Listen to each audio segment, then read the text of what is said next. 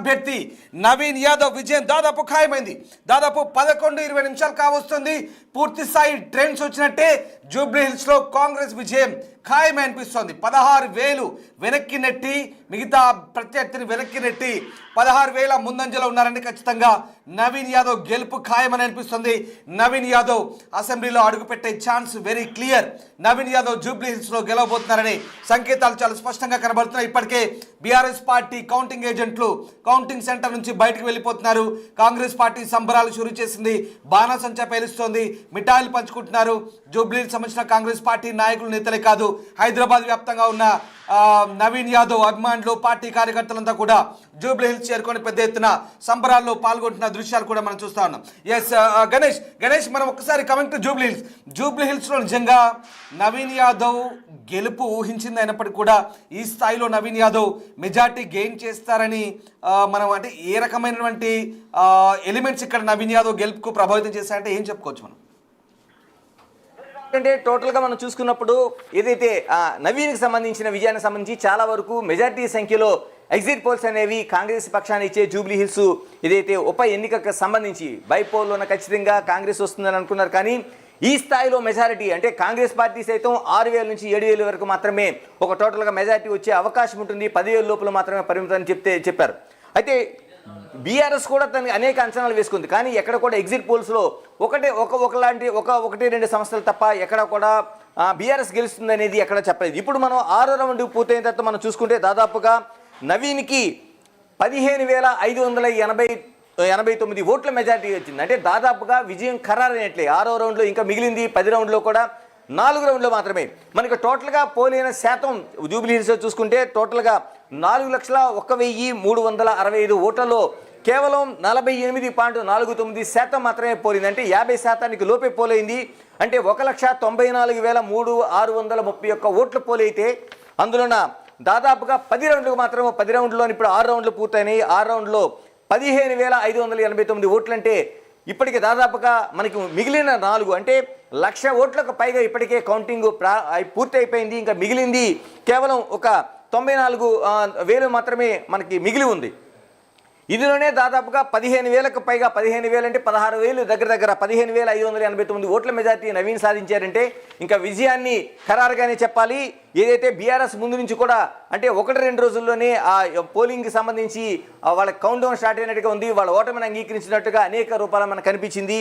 సునీత ఆ రోజు చేసిన ఈ నిరసనలు కావచ్చు, తన ఆరోపణలు కావచ్చు, ఇవన్నీ చూసిన తర్వాత ఎక్కడో పోల్ మేనేజ్మెంట్లో కావచ్చు, లేకపోతే పోల్ జరుగుతున్న తీరులో కావచ్చు ఆ పార్టీకి పూర్తిగా ముందుగానే ఒక ఇండికేషన్ ఉందనేది మనకి స్పష్టంగా కనిపించింది. ఇందులోనే సునీత ఆ రోజు పోలింగ్ జరుగుతున్న సమయంలో జరిగిన ఏదైతే ఒక హైడ్రామా ఉందో ఇదంతా చూసిన తర్వాత ఖచ్చితంగా బీఆర్ఎస్ ఓటమి ఖాయం అనేది అనేక విశ్లేషణలు వ్యక్తమయ్యాయి. ఇప్పుడు అదే మనకి ఈ ఎన్నికల్లో మనకు సంబంధించిన ఈరోజు కౌంటింగ్ దాంట్లో మనకి ఉదయం నుంచి కూడా ప్రతి రౌండ్ ఇప్పుడు 6వ రౌండ్ పూర్తయినా 1, 2, 3, 4, 5 6వ రౌండ్ వరకు ఎక్కడా కూడా తగ్గే లేదంటూ నవీన్ తన ఆధిపత్యాన్ని కొనసాగిస్తూ వచ్చారు.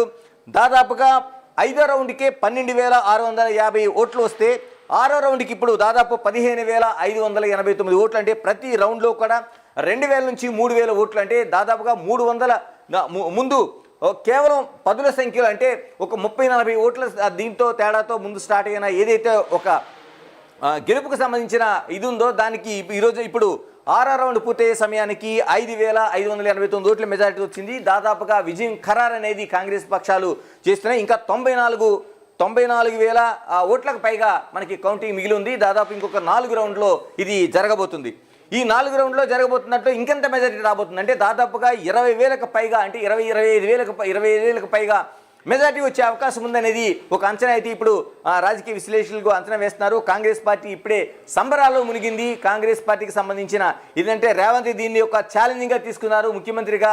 ఏదైతే హైదరాబాద్ నగరంలో అటు సాయన్న మరణం తర్వాత ఏదైతే జరిగిన దీంట్లోన బీఆర్ఎస్ ఒకసారి గెలుచుకుంది. కానీ తర్వాత ఇప్పుడు ఆ నియోజకవర్గంలో కంటోన్మెంట్లోన గణేష్ విజయం సాధించిన కేవలం నడిబొట్టున ఉన్న ఏదైతే జూబ్లీ హిల్స్లో విజయం అనేది కాంగ్రెస్ పార్టీకి అవసరం. ఎందుకంటే రాష్ట్రంలో అధికారం చేపట్టిన తర్వాత కూడా హైదరాబాద్కి బేస్డ్గా ఉన్న దాంట్లో ఎక్కడ ఏ నియోజకవర్గం ఉందనేది ఒక సవాల్గా ఆ పార్టీకి నిలిచింది. ఇప్పుడు దాన్ని జూబ్లీ హిల్స్ ఆ సవాల్ని చూపిస్తోంది.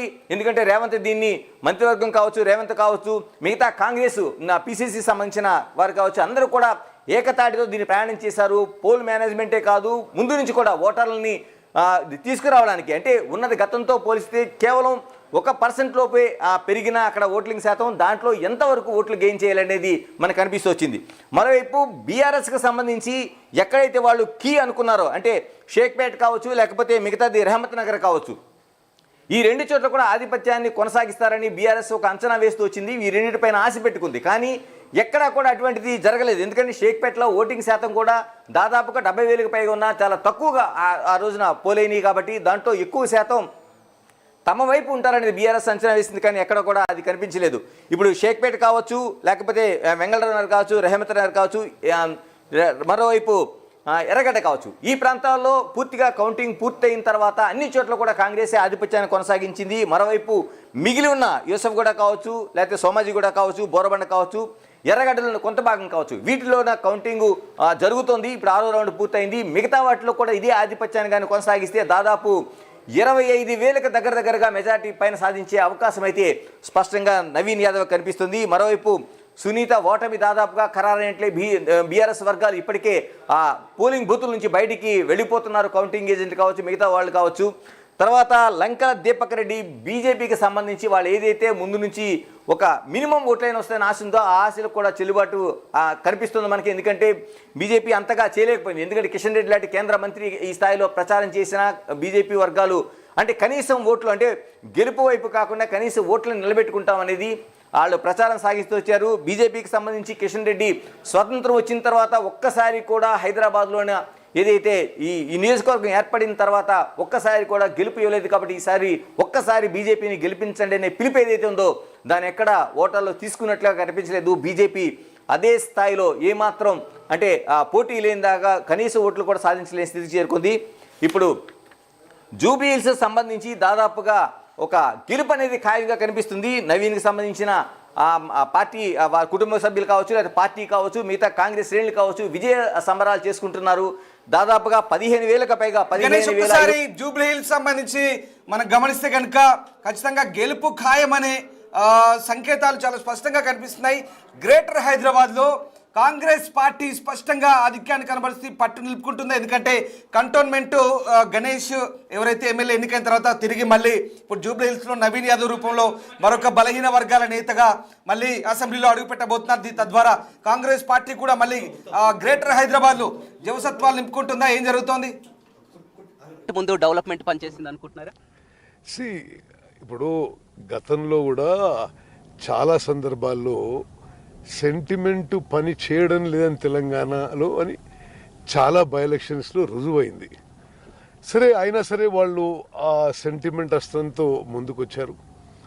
మేమేమో మా ప్రభుత్వం చేపట్టిన సంక్షేమ పథకాలు, అదేవిధంగా ఇప్పటివరకు చేసిన అభివృద్ధి కార్యక్రమాలు, ఈ 3 ఏళ్లలో చేయబోయే అభివృద్ధి కార్యక్రమాలు అనే విషయం కూడా మేము ప్రస్తావించాము. ఇప్పుడు మహిళలకి బస్సుల్లో ఉచిత ప్రయాణం కానీ, 200 యూనిట్ల వరకు ఫ్రీ కరెంట్ కానీ, లేకపోతే నా మినిస్ట్రీలో ఉన్న సన్న బియ్యం కానీ, కొత్త రేషన్ కార్డులు ఇవ్వడం కానీ, ఇవన్నీ it is very clear the people are happy with this welfare schemes. So అందుకోసమని ఇది మేమేమో ఒక పాజిటివ్ టైప్ క్యాంపెయిన్ చేసినాం. ఇది మేము చేసినాం. ఇంకా 3 ఏళ్లలో జూబ్లీ హిల్స్ కాన్స్టిట్యున్సీని చాలా డెవలప్ చేస్తామని చెప్పినాం. మేము చెప్పిన మాటలని ఓటర్లు నమ్మినరు అని చాలా స్పష్టంగా